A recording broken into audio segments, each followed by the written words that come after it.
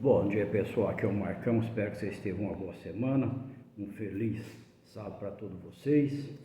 E nós vamos ouvir a voz de Deus através do estudo da Santa Escritura, né? Chegou aquele momento, nós todos juntos aprender aquilo que Deus quer que nós aprendemos, né?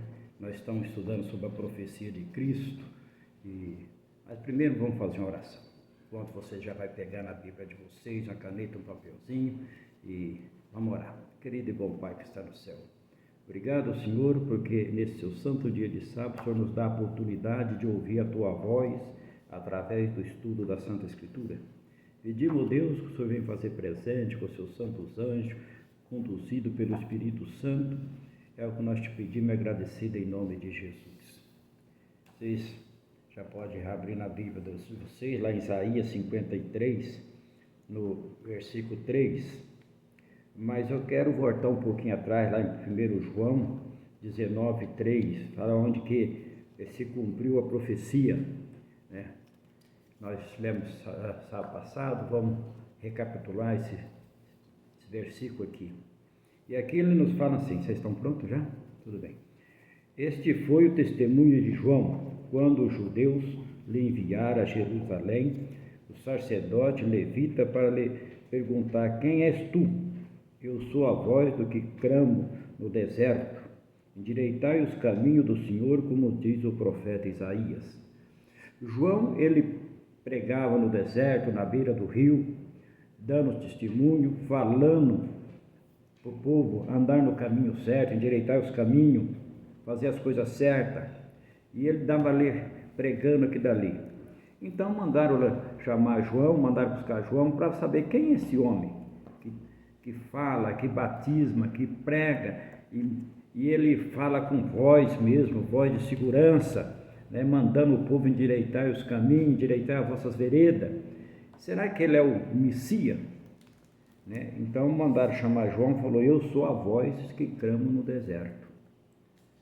Eu não sou o Messias, eu sou a voz do que clama no deserto. Eu sou o testemunho de Deus, estou ensinando o caminho de Deus. Agora então nós vamos lá em Isaías 53, versículo 3, fala como devia Cristo ser recebido por seu próprio povo. Como seria que Cristo foi recebido pelo seu próprio povo? Ele fala assim: era desprezado e o mais rejeitado entre os homens de dores, o que sabe, o que padece, e como um de quem os homens escondia o rosto e era desprezado, e dele nem fazia causa. Olha assim, Jesus sendo desprezado pelo seu povo.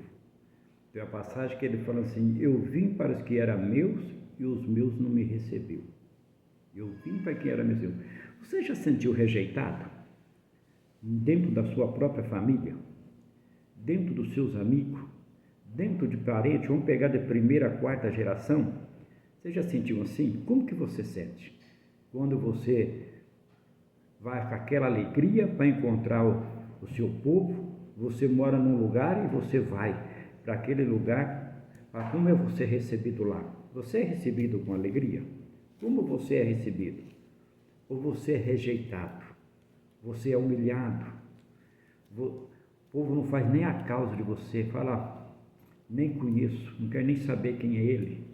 Às vezes até pela situação financeira, porque hoje o mundo olha muito a situação financeira, ele não olha nem às vezes o caráter da pessoa, ele acha que é medida a pessoa pelaquilo que a pessoa tem, não pelaquilo que a pessoa é.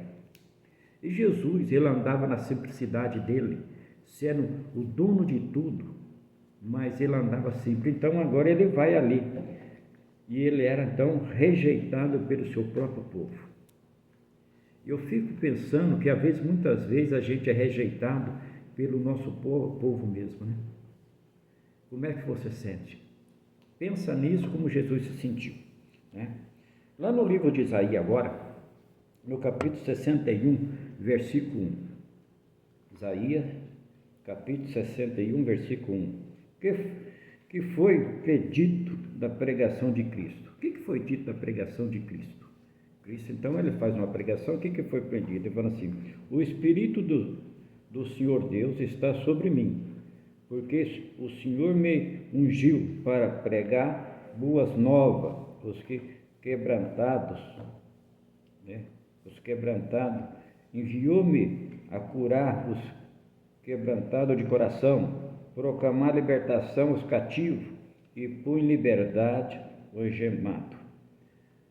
Aí Jesus falando assim: eu vim para curar vocês, eu vim para pregar o evangelho, falar de uma nova terra, falar de um novo lar. Você está sofrendo, eu vim curar. E é o que ele fez. Jesus, ele pregava o amor de Deus e curava as pessoas. Ele pensava.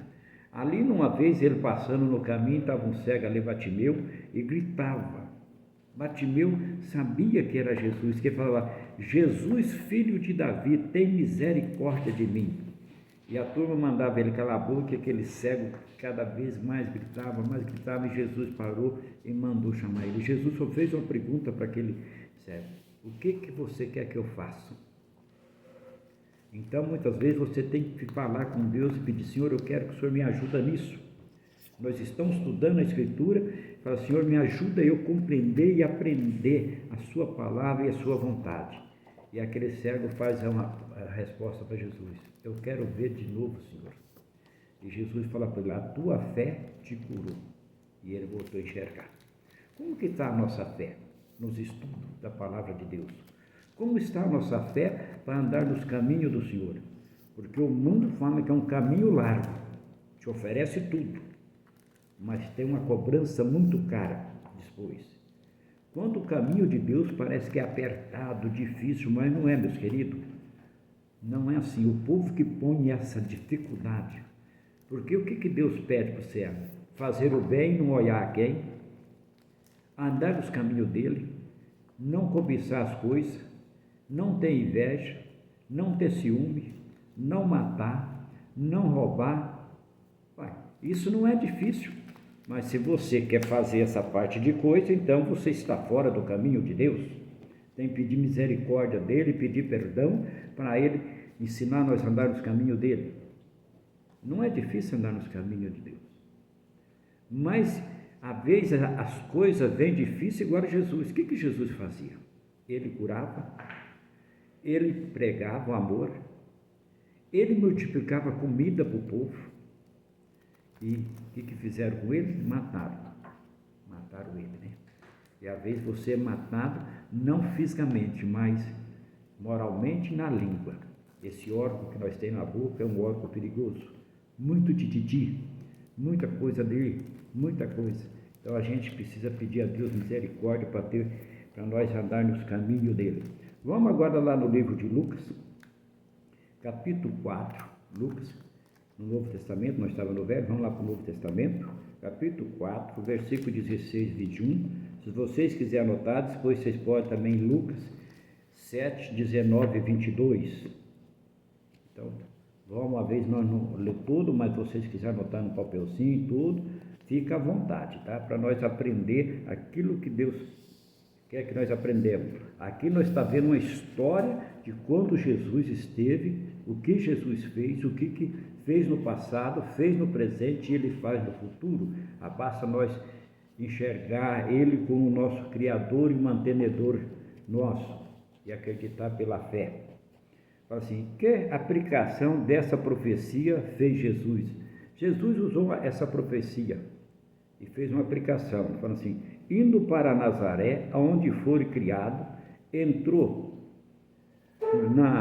num sábado, na sinagoga, segundo o seu costume, levantou-se para ler. Então lhe deram o livro do profeta Isaías. Abrindo o livro, achou o lugar aonde estava escrito: o Espírito do Senhor está sobre mim, pelo que me ungiu para evangelizar aos pobres, e enviou-me para proclamar libertação aos cativos, restauração de vista aos cegos, para pôr em liberdade os oprimidos. Então passou Jesus e disse-lhe: hoje se cumpriu as escrituras que acabei de ouvir. Isaías já tinha falado isso o profeta Isaías. E Jesus entrou aonde? Na sinagoga, ou na igreja, ou no templo. Ele entrou que dia? Num dia de sábado, conforme o seu costume. Não está nesse estudo nosso aqui, mas eu vou repetir um pouquinho que nós já estudamos isso. Deus deixou o dia de sábado para nós descansar e para nós ter uma comunhão com Ele.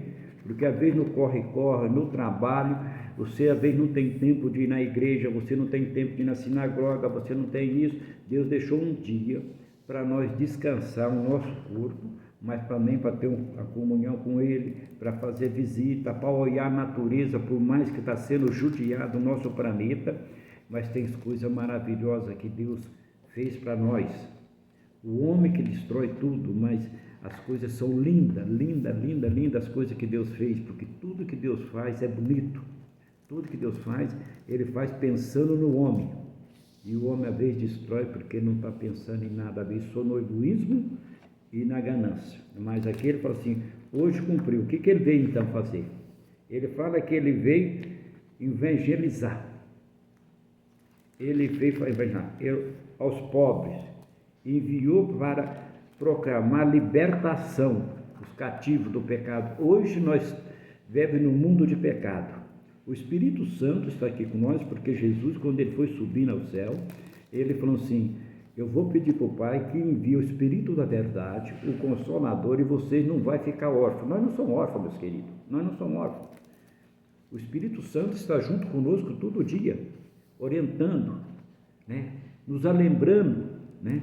Porque a tendência nossa é esquecer, por isso que Deus já te deixou, lembra-te. Lá nos 10 mandamentos está escrito, lembra-te, né? Ele já mandando nós a lembrar, porque a tendência nossa, às vezes, é esquecer, mas o Espírito Santo nos lembra todo dia, olha, o caminho que você deve andar é nesse, né? Olha que privilégio que nós temos, nós é a semelhança de Deus. Ele falou, fazemos um homem a nossa imagem e semelhança, né? Então, que jeito que nós então vê Deus? Olha no espelho, olha você, olha no espelho, dá uma olhadinha. Como é que você está? Você é a imagem de Deus. Aí você fala, não, mas tem tanta pessoa diferente, não importa. Para Deus não importa. Para Deus não importa nem raça e nem cor. E nem título. Deus importa o coração, como você é. Você é a imagem dele. Você é a coisa mais preciosa que Deus colocou em cima dessa terra. Então nós fizemos, por isso fala, cuidar do seu corpo, que é a morada do Espírito Santo. Cuidado, cuida, porque nós somos muito preciosos aos olhos do Papai do Céu. No livro de Isaías, vamos voltar um pouquinho lá agora no Velho Testamento, no livro de Isaías, capítulo 53, no versículo 7. Isaías 53, versículo 7. Como segundo a profecia deveria Cristo postar segundo a propriedade, segundo a profecia, como é que Cristo deveria mexer com isso? Ele foi oprimido, humilhado, mas não abriu a boca, como o cordeiro que foi levado ao matador, e como ovelha muda perante o seu tosquiador, ele não abriu a sua boca. Jesus ali, ele foi levado para um matador do homem. Pensa a morte de cruz, era a morte mais humilhante, era a morte para a pessoa sem caráter, a pessoa da pior espécie, que era, naquele tempo então, era punido num madeiro. E o que Jesus fez para levar no madeiro? Jesus não fazia nada, mas eles tinham medo que Jesus veio para montar o seu templo aqui, o seu governo, porque ele falava que o templo era derrubado num dia e com 3 dias ele levantava ele de novo. E aqueles vão falar, nossa, quanto tempo foi feito para agora que esse homem fala que faz isso. Mas a maior ciumeira dele é a multidão que acompanhava. Precisamos dar um fim nesse homem. Esse homem vai causar algum problema para nós. Mas quando ele falava do corpo dele que ia ser derrubado, no 3º dia ficava em pé de novo. O povo não entendia. Então ele foi levado como ovelha, não reclamou. Cabeça abaixo, maltratado, cuspido, chicoteado, zombado, muitas vezes tapa no rosto, as costas tudo, porque aquele chicote de ponta, ele tinha uma chapinha na ponta, tipo de um gancho, que batia nas costas da pessoa, que a pessoa estava seminu, e neles puxar, que ele puxava cortando o couro da pessoa. Foi isso que Cristo passou por mim e por você. Paremos um pouquinho e analisamos.